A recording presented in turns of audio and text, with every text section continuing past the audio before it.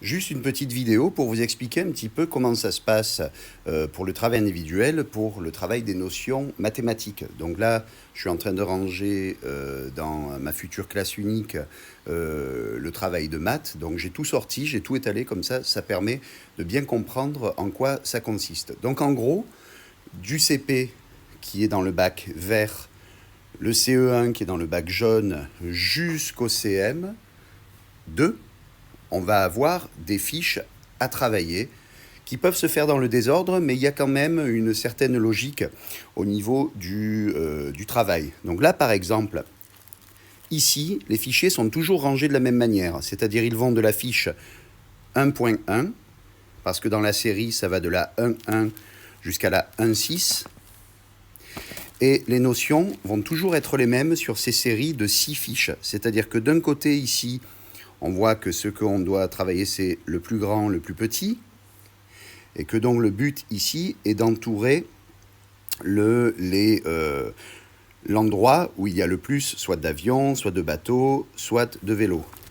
Et de l'autre côté, on a l'exercice à faire. Donc moi, je leur demande de le faire sur leur cahier, c'est-à-dire qu'on a ces dessins, et il n'y a pas de consigne, c'est-à-dire par analogie, en regardant ce qu'il faut faire d'un côté, l'enfant va comprendre qu'il faut qu'il entoure l'endroit où il y a le plus, soit de cercles, soit de bâtons, soit de croix.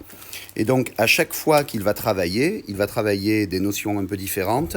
Et ici, la dernière de cette série, mais qui n'est pas forcément, comme je l'ai dit tout à l'heure, quelque chose à faire d'un point de vue chronologique, c'est les additions, avec des représentations imagées qui vont vers des représentations chiffrées, et avec derrière, de l'autre côté, voilà, des choses à compléter, à faire sur le cahier. Donc ici, on a la série du 1.1 jusqu'au 12.6. De l'autre côté, un deuxième niveau qui va donc de la 13.1 jusqu'à la 24.6. Il y a la 24.1, mais derrière, on a la 0.6. Donc ça, il y a ces deux séries. On a exactement la même chose avec la série verte qui est plutôt pour le niveau CE1, du 1.1, donc là on voit que c'est la 1.6 parce que c'est pas arrangé, c'est ce que je suis en train de faire là. Et ici, ça part encore une fois de la 13.1 jusqu'à la 24.6, donc deux niveaux de CE1.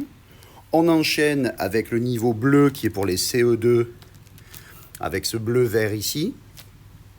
Et ensuite, c'est ce que je suis en train de faire là maintenant, je suis en train de ranger les deux niveaux de CM1, les deux niveaux de CM2. Alors, ça permet en fait de moduler au niveau du travail individualisé, de permettre à tous les enfants de travailler soit à leur niveau de compétence, soit avec la vitesse qu'ils vont faire, parce qu'un enfant qui va évidemment être plus performant qu'un autre, parce qu'il est plus rapide, ça va lui permettre de travailler un peu plus et d'avancer à son niveau.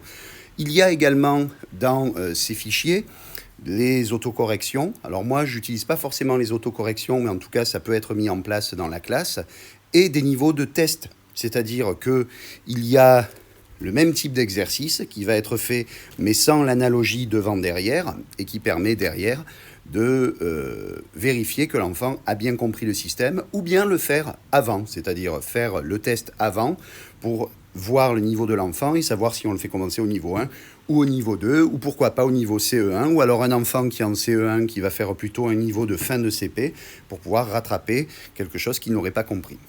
Voilà.